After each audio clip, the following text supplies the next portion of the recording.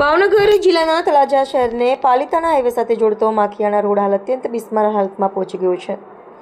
રસ્તા પર પડેલા મોટા ખાડાઓને કારણે વાહન ચાલકોને ભારે હાલાકીનો સામનો કરવો પડી રહ્યો છે, જ્યારે અકસ્માતનો ભય પણ સતત સતાવી રહ્યો છે. જોઈએ આ અહેવાલ.